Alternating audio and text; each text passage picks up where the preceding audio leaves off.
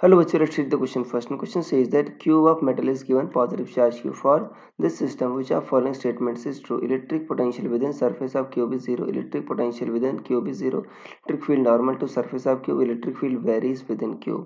So students, सबसे पहले आपको समझना होगा कि की कंसेप्ट क्या यूज हो रहा है इस केस में. सो की कंसेप्ट इज इलेक्ट्रोस्टैटिक शील्डिंग.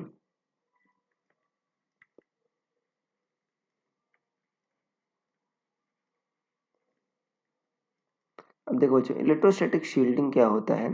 अगर मान लेते हैं कोई मेटल है, मेटल पर आपने कोई चार्ज दे दिया, राइट, किसी भी शेप का है, तो ये चार्ज आपका इस तरह से डिस्ट्रीब्यूट होता है जैसे कि आपका अंदर इलेक्ट्रिक फील्ड जीरो हो जाए, या मतलब चार्ज आपका ना भी हो तो फिर भी आपका अगर मान लो चार्ज ऐसा इंड्यूस होता है, अगर इनकेस चार्ज नहीं है तो चार्ज ऐसा इंड्यूस होता है जिससे कारण अंदर इलेक्ट्रिक फील्ड क्या हो, जीरो हो जाए, तो जो आपका मेटल होता है वो इलेक्ट्रिक फील्ड, जो अंदर का मटेरियल होता है उसको इलेक्ट्रिक फील्ड से शील्ड करता है, इसी को कहते हो इलेक्ट्रोस्टैटिक शील्डिंग.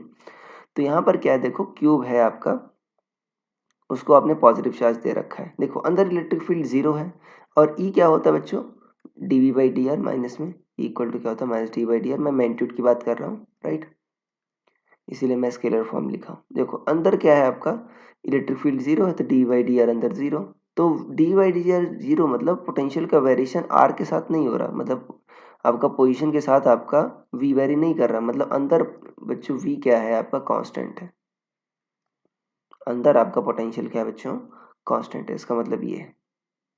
तो यहाँ पर देखो, ये बच्चों क्यूब का एग्जांपल ले रहे हैं. क्यूब मान लो आपके पास है, क्यूब पर आपने कुछ पॉजिटिव चार्ज दे दिया, राइट. तो पॉजिटिव चार्ज क्या होगा आपका, ऐसे डिस्ट्रीब्यूट होगा जिससे क्या हो जाए कि आपका अंदर इलेक्ट्रिक फील्ड जीरो हो जाए, राइट. तो यहाँ पर कह रहा है, अब ऑप्शन चेक कर लेते हैं.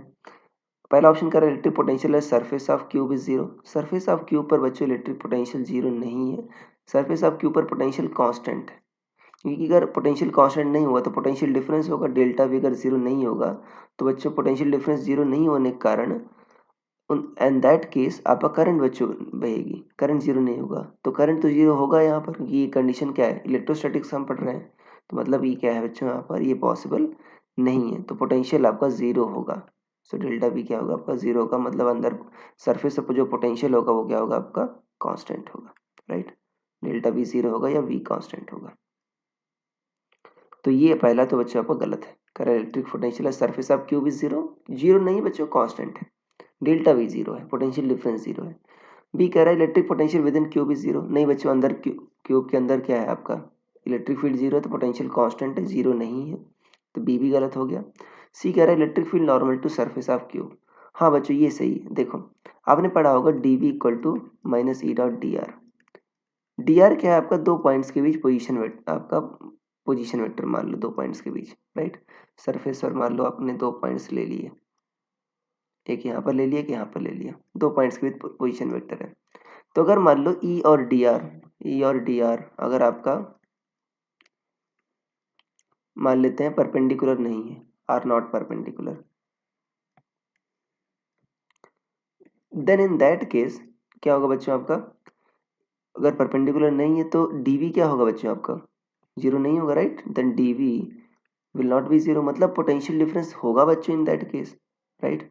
अब सरफेस का जो पोटेंशियल है बच्चों, सरफेस आपका इक्वी पोटेंशियल है, मतलब पोटेंशियल डिफरेंस आपका नहीं है, राइट. तो इसका मतलब ई और डी आर परपेंडिकुलर होंगे, मतलब E will be perpendicular to D R. D R कहाँ है बच्चों, सरफेस पर है, राइट. सरफेस पर है और मतलब इलेक्ट्रिक फील्ड क्या होगा, तो सरफेस के परपेंडिकुलर होगा, क्योंकि ई और डी आर परपेंडिकुलर है. तो आपका इलेक्ट्रिक फील्ड क्या होगा, normal to surface of cube होगा. तो आपका ऑप्शन सी सही होगा, राइट.